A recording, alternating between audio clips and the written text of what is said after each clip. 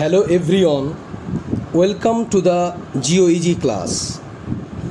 আজকের আলোচনার বিষয় সেকেন্ড WBSLST 9-10 যে পরীক্ষা আজকে অনুষ্ঠিত হলো তার সম্ভাব্য অ্যান্সার কি ব্যাখ্যাসহ দেওয়ার চেষ্টা করেছি এবং অবশ্যই এটা পুরোপুরি আমার ব্যক্তিগত মতামতের উপর ভিত্তি করে করা।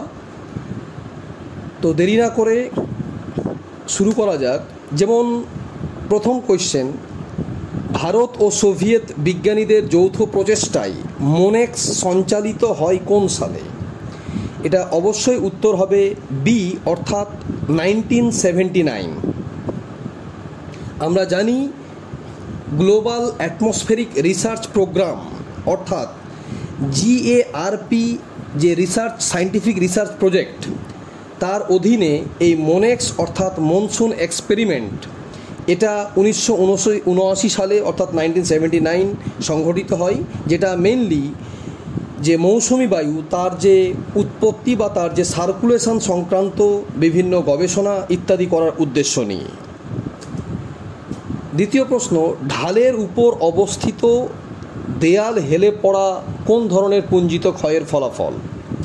এটা অবশ্যই সয়েল ক্রিপ বা মৃত্তিকা বিসর্পণ, কারণ আমরা জানি যে এটা একটা ধীর পুঞ্জিত ক্ষয় এবং যার মাধ্যমে আস্তে আস্তে ইলেকট্রিক পোল কিংবা গাছপালা কিংবা দেয়াল ঢালের দেয়াল ইত্যাদি কী হয়, আস্তে আস্তে ঝুঁকতে শুরু করে বা বেঁকে যায়।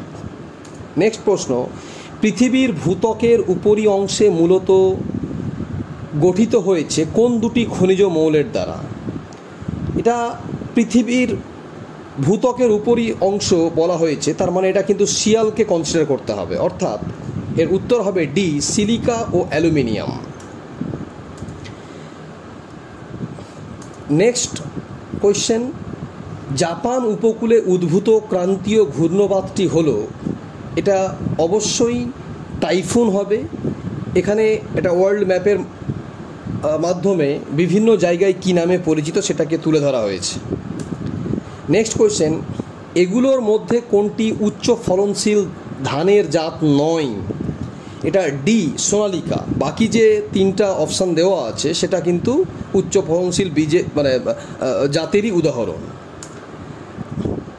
কোন ভূগোলবিদ পৃথিবীকে স্বাভাবিক অঞ্চলে বিভক্ত করেন?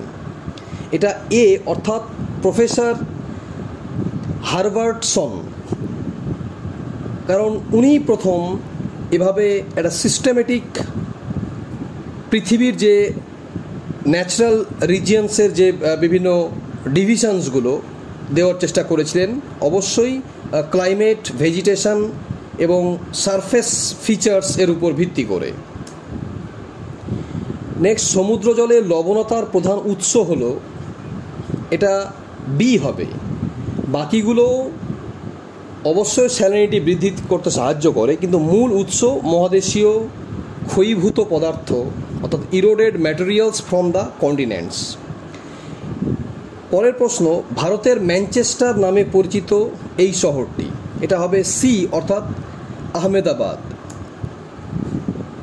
স্বল্প লবণতা সাধারণত দেখা যায়, এটা হবে সি, অর্থাৎ নদীর মোহনায়।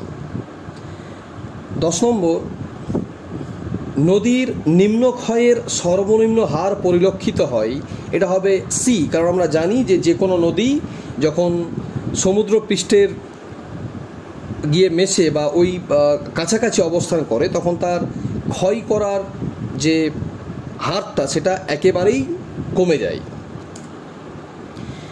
নিম্নলিখিতগুলির মধ্যে কোনটি প্রচলিত শক্তির উৎস নয়? বি, অর্থাৎ বাকি যে শক্তিগুলো আছে প্রত্যেকটাই কিন্তু প্রচলিত শক্তি। সৌরশক্তি একটা নন কনভেনশনাল এনার্জি, সুতরাং এটা কনভেনশনাল সোর্সের উদাহরণ নয়। পরের প্রশ্ন, মহাদেশীয় উপকূল ও মহীঢালের মধ্যবর্তী অঞ্চল কী নামে পরিচিত? এটা অবশ্যই মহীসোপান বা কন্টিনেন্টাল সেলফ, কারণ উপকূলের পরই কন্টিনেন্টাল সেলফ, তারপরে কিন্তু মহীঢাল শুরু হয়। ইন্দোনেশিয়ায় স্থানান্তর কৃষি কী নামে পরিচিত? অনেক জায়গায় ইন্দোনেশিয়ার স্থানান্তর কৃষি হুমা নামে পরিচিত এরকম লেখা থাকে, কিন্তু যেহেতু এখানে অপশান নেই, কিংবা ইন্দোনেশিয়া এবং মালয়েশিয়া দুই জায়গায় যে স্থানান্তর কৃষি হয় সেটা অনেক ক্ষেত্রেই লাদাং নামেও পরিচিত। সুতরাং এটা অ্যান্সার হবে ডি। সর্বশেষ জনগণনা অনুসারে কোন রাজ্য লিঙ্গানুপাতের দিক থেকে ভারতবর্ষে শ্রেষ্ঠ স্থান অর্জন করেছে? এটা হবে ডি, কেরালা। কারণ 2011 সেন্সাস অনুযায়ী কেরালাতে 1084 জন মহিলা 1000 জন পুরুষ প্রতি দেখতে পাওয়া যায়। সুতরাং এটা হবে ডি। ভারতের এই প্রদেশগুলির মধ্যে কোথায় আদিবাসী জনসংখ্যা সবচেয়ে বেশি? এটা হবে এ, মধ্যপ্রদেশ। কারণ এখানে প্রায় 15.31 মিলিয়ন ট্রাইবাল পপুলেশন অবস্থান করে। নেক্সট, ইলুভিয়েশন মাটির কোন স্তরে দেখা যায়? অবশ্যই সি অর্থাৎ বি লেয়ারে। ভারতের এই অঞ্চলে বছরে 2 ঋতুতেই বৃষ্টিপাত হয়। তামিলনাড়ু উপকূল আমরা জানি যে পূর্ব মৌসুমি বায়ু দক্ষিণ পশ্চিম মৌসুমি বায়ু এবং উত্তর পূর্ব মৌসুমি বায়ু দুটোর ক্ষেত্রেই তামিলনাড়ু উপকূলে বৃষ্টিপাত দেখতে পাওয়া যায়। বহির্মুখী প্রব্রজন হলে উৎস অঞ্চলে নিম্নলিখিত প্রভাব দেখা যায় না। এটা অবশ্যই সি উত্তর হবে, অর্থাৎ তীব্র বেকার সমস্যা দেখা যায়। এটা কিন্তু অ্যাকচুয়ালি যায় না, কারণ সেখান থেকে যখন বহির্মুখী পরিব্রাজন হবে তাহলে উৎস অঞ্চলে অবশ্যই এরকম কোনো সমস্যার সৃষ্টি হবে না। এর মধ্যে ভারতের কোন নদীটি পূর্ব বাহিনী নয়? তাপি নদী, অর্থাৎ এটা পশ্চিম বাহিনী নদী। তার উত্তর হবে সি। উষ্ণতার বৈপরীত্য এই কারণে সৃষ্টি হয়? এক্ষেত্রে ডি, উপরের সবগুলি। কারণ আমরা জানি উষ্ণতার বৈপরীত্য সৃষ্টি হওয়ার যে অনুকূল পরিবেশ তার মধ্যে অবশ্যই দীর্ঘরাত্রি, যাতে দীর্ঘক্ষণ ধরে যে পৃথিবী পৃষ্ঠ যে উত্তাপটা গ্রহণ করেছে সেটাকে বর্জন করার সুযোগ পায়, শান্ত আবহাওয়া, বরফ আবৃত ভূপৃষ্ঠ, সবগুলোই কিন্তু এক্ষেত্রে সঠিক হবে। কোন সূত্র অনুযায়ী দক্ষিণ গোলার্ধে বায়ুর প্রবাহের দিকে পেছন করে দাঁড়ালে নিম্নচাপ এলাকা ডান দিকে থাকবে? এটা বাইস ব্যালট এর সূত্র, অর্থাৎ সি। সাভানা তৃণভূমি অঞ্চলে পশুপালক যাযাবরের এক গোষ্ঠী হলো, এটা হবে সি অর্থাৎ মাসাই। নিম্নলিখিত শিলাগুলির মধ্যে কোনটির কাঠিন্যের মাত্রা সর্বাধিক? এখানে যে অপশান আছে সেই অনুযায়ী সি অর্থাৎ কোয়ার্টজাইট। থার্মোক্লাইন হলো এমন একটি স্তর যেখানে, এটা হবে সি, গভীরতার সাথে উষ্ণতার দ্রুত পরিবর্তন হয়। যেমন ঘনত্ব বাড়লে পিকনোক্লাইন হয়, এক্ষেত্রে উষ্ণতা থার্মোক্লাইন যেহেতু বলেছে তাহলে এখানে উষ্ণতার পরিবর্তন, দ্রুত পরিবর্তন অঞ্চলকেই চিহ্নিত করবে, অর্থাৎ সি উত্তর। পশ্চিমঘাট ও পূর্বঘাট পর্বত মিলিত হয়েছে? অবশ্যই ডি, নীলগিরি পাহাড়ে। শুষ্কতা সহ্যকারী উদ্ভিদকে বলা হয়? ডি অর্থাৎ জেরোফাইট। এর মধ্যে কোনটি বাস্তুতন্ত্রে বিয়োজকের ভূমিকা পালন করে? এখানে অবশ্যই সি অর্থাৎ ক্লস্ট্রিডিয়াম। 28 নম্বর, নিম্নলিখিত আগ্নেয়গিরিগুলির মধ্যে কোনটি মৃত আগ্নেয়গিরির উদাহরণ? এটা হবে সি অর্থাৎ নারকোন্ডাম। নিম্নলিখিত সমুদ্র স্রোতগুলির মধ্যে কোনটি শীতল সমুদ্র স্রোত? অর্থাৎ এক্ষেত্রে বি, হামবোল্ট। বাকি সবই কিন্তু উষ্ণ সমুদ্র স্রোতের উদাহরণ। কর্ণাটকের শিমোগো জেলায় প্রচুর পরিমাণে কোন পদার্থ পাওয়া যায়? এক্ষেত্রে উত্তর হবে এ, ম্যাঙ্গানিজ। এছাড়া আকরিক লৌহও পাওয়া যায়, তবে এক্ষেত্রে উত্তর হবে ম্যাঙ্গানিজ, এ। নিম্নলিখিত অভিক্ষেপগুলির মধ্যে কোনটির ক্ষেত্রে অভিক্ষেপ তল মধ্য অক্ষাংশকে স্পর্শ করে? এটা অবশ্যই সি অর্থাৎ সাধারণ সাংকোব অভিক্ষেপ, সিম্পল কনিক্যাল প্রজেকশন। কারণ আমরা জানি সিম্পল কনিক্যাল প্রজেকশনের ডেভেলপেবল সারফেস ওটা কিন্তু কি করে, মিড ল্যাটিটিউড অঞ্চলেই টাচ করে, অর্থাৎ স্ট্যান্ডার্ড প্যারালাল মিড ল্যাটিটিউড অঞ্চলেই দেখতে পাওয়া যায়। কোন প্রকার পাত সীমান্তে মহাসাগরীয় শৈলশিরা গঠিত হয়েছে? এটা হবে বি, প্রতিসারি অর্থাৎ ডাইভারজেন্ট প্লেট বাউন্ডারিতে।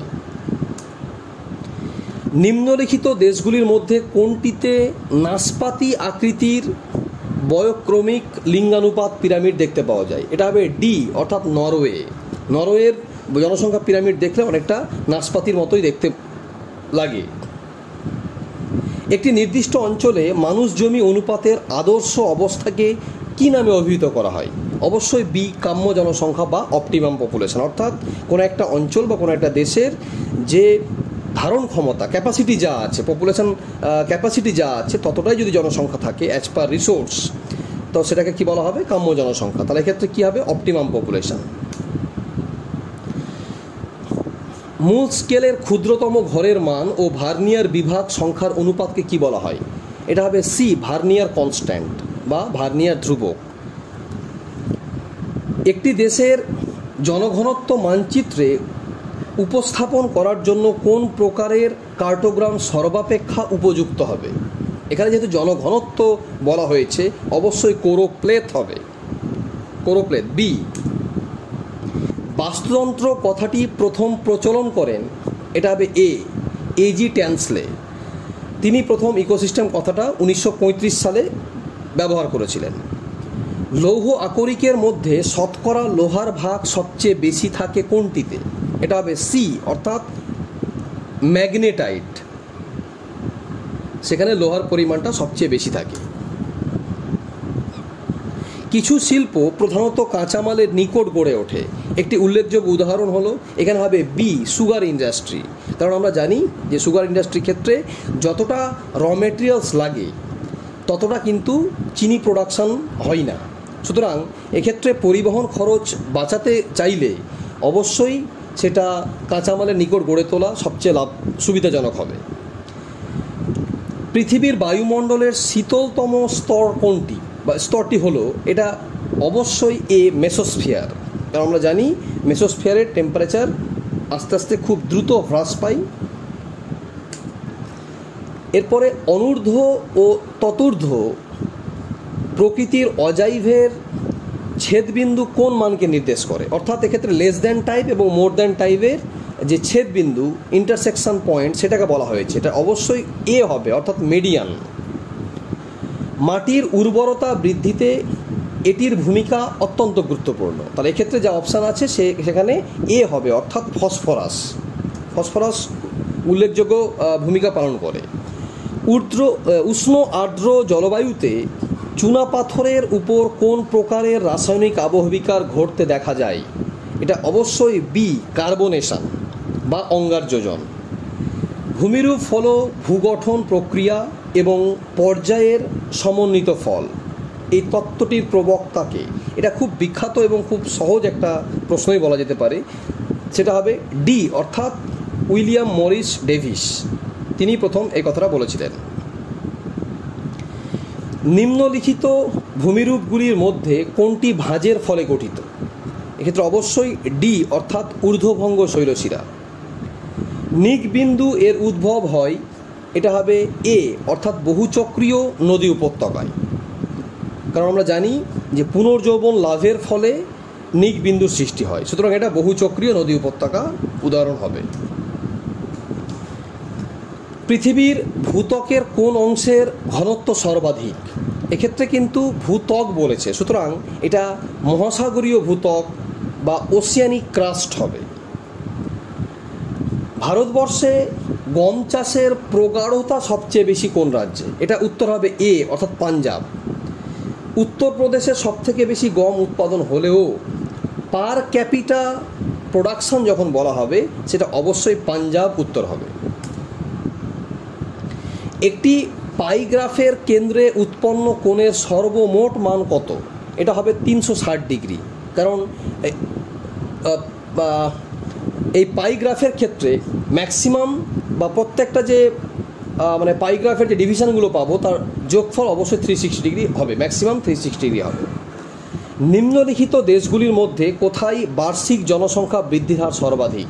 এটা হবে সি, অর্থাৎ আফগানিস্তান। উত্তর পশ্চিম আটলান্টিক উপকূলে অবস্থিত একটি প্রধান মৎস্য বন্দর হল বি, নিউপোর্ট। নিউপোর্ট এর উদাহরণ বা অবস্থান বিভিন্ন জায়গাতে দেখতে পাওয়া যায়, তবে এক্ষেত্রে যেহেতু উত্তর পশ্চিম আটলান্টিক মহাসাগর বলেছে, তো অবশ্যই এটা আমেরিকার পূর্ব উপকূলে অবস্থান হতে হবে। তাহলে অবশ্যই এটা কী হবে, নিউপোর্ট। এখানে এটা ম্যাপের মাধ্যমে লোকেশনটা দেখানো হয়েছে। তৈগা বায়োমে এই বৃক্ষ দেখা যায়, এটা অবশ্যই স্প্রুস হবে। এ। পৃথিবীর কোন মহাদেশে সর্বাধিক জনঘনত্ব পরিলক্ষিত হয়, এটা হবে ডি, অর্থাৎ এশিয়া মহাদেশে। তাপবিদ্যুৎ উৎপাদন জলবিদ্যুৎ উৎপাদনের চেয়ে বেশি উপস্থাপনযোগ্য কেন, এক্ষেত্রে অ্যান্সার হবে ডি, অর্থাৎ তাপবিদ্যুৎ উৎপাদনে ঋতুভিত্তিক কোনো তারতম্য হয় না। বাকি যে অপশানগুলো আছে সেগুলো কিন্তু একেবারে অ্যাপ্রোপ্রিয়েট না, সুতরাং উত্তর হবে ডি, কারণ যে কোনো ঋতুতেই তাপবিদ্যুৎ উৎপাদন করা সম্ভব। কম বৃষ্টিযুক্ত অঞ্চলে এই মাটি গড়ে ওঠে, এটা এ, পেডোক্যাল। কারণ এক্ষেত্রে লবণাক্ত মাটির অপশান দেওয়া থাকলেও লবণাক্ত মাটি শুধুমাত্র যে কম বৃষ্টিপাতযুক্ত অঞ্চলে হয় তা না, উপকূলীয় অঞ্চলে কিংবা খুব বেশি সেচ কার্য করা হলে সেখানেও কিন্তু লবণাক্ত মাটি তৈরি হতে পারে। সুতরাং এক্ষেত্রে উত্তরটা হবে এ, পেডোক্যাল। রাজস্থানের মরু অঞ্চলে বায়ুর সঞ্চয় কার্যের ফলে গঠিত বালিয়াড়িগুলি কী নামে পরিচিত, এটা অবশ্যই সি, অর্থাৎ ধ্রিয়ান। বাস্তুতন্ত্রে একটি পুষ্টিস্তর থেকে পরবর্তী পুষ্টিস্তরে কত শতাংশ শক্তি স্থানান্তরিত হয়, এটা অবশ্যই 10%। আমরা জানি যে 10% ল, লিন্ডেম্যানের 10% ল, সেক্ষেত্রে এই জিনিসটা বলা হয়েছে। ভারত সরকার কোন সালে জৈবিক বৈচিত্র্য আইন প্রণয়ন করে, এটা হবে 2002 সালে। কোন প্রকার স্কেলের দ্বারা সূক্ষ্মতম পরিমাপ করা সম্ভব, অবশ্যই ডি, ভার্নিয়ার স্কেল। ভার্নিয়ার স্কেলে সব থেকে সূক্ষ্ম মান পরিমাপ করা যায়। লাস্ট কোয়েশ্চেন, শৈবাল সাগর সৃষ্টি হয়েছে কোন মহাসাগরে, এটা অবশ্যই আটলান্টিক মহাসাগর। তো আজ এই পর্যন্তই। আজকের কোয়েশ্চেনের ওভারঅল যদি জাজমেন্ট করা যায় তাহলে অবশ্যই অনেকটাই ইজি কোয়েশ্চেন হয়েছে। আশা করছি আপনাদের সকলের পরীক্ষা খুব ভালো হয়েছে।